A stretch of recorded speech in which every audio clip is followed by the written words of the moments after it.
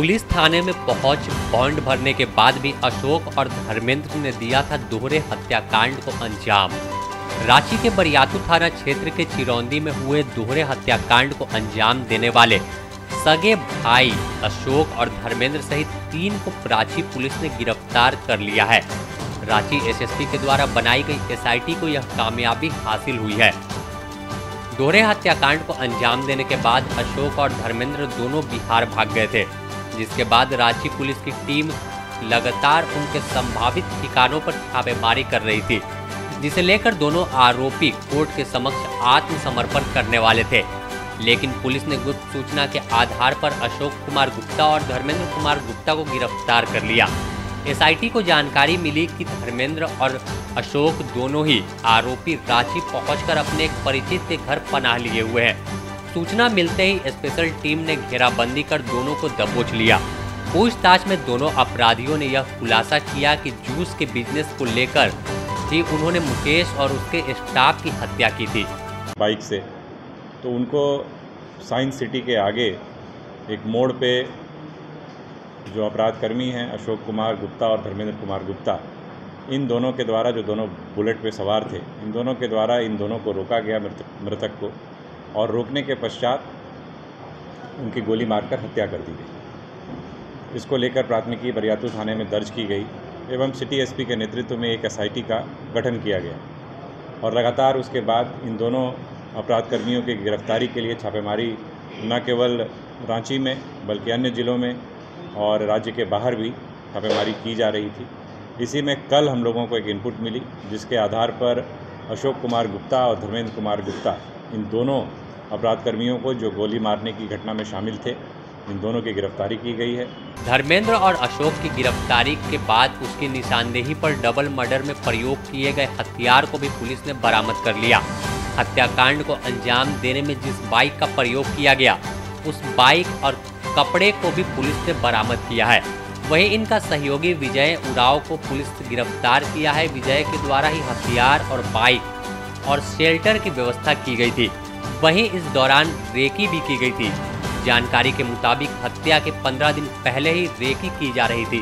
शामिल था और हथियार उपलब्ध कराने से लेकर के रेकी करना, इन सारे कार्यों में, इसके अलावा जो गाड़ी प्रयुक्त हुई थी घटना में, जो हथियार प्रयुक्त हुआ था, उसको छिपाने में भी इसका अहम रोल था। इसकी भी गिरफ्तारी की गई है। साथ ही साथ इसने उसको शेल्टर भी दिया था, कहीं ना कहीं हार्बर भी किया था। तो इसलिए एक तरीके से पूरी की पूरी क्रिमिनल कॉन्स्पिरेसी में यह भी एक तरीके से शामिल है। तो इस मामले में जो दोनों हथियार प्रयुक्त हुए थे, उन दोनों हथियार को जब्त किया गया है। इसके अलावा जो बाइक यूज़ हुई थी, जो इनकी अपनी निजी बाइक है, वो बाइक भी आपको सीज़ किया गया है।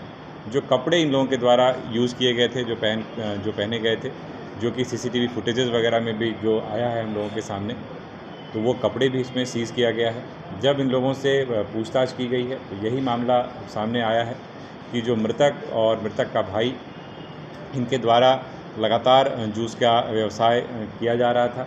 एक के बाद इनके द्वारा जो है कई दुकानें खोली गई थी और एक और दुकान ये लोग अभी हाल ही में खोलने की इनकी योजना थी, जिसको लेकर के इन्होंने कंस्ट्रक्शन वर्क वगैरह भी कराया था, जिसको लेकर के एक तरीके से कह सकते हैं कि व्यापारिक प्रतिद्वंदिता होती है।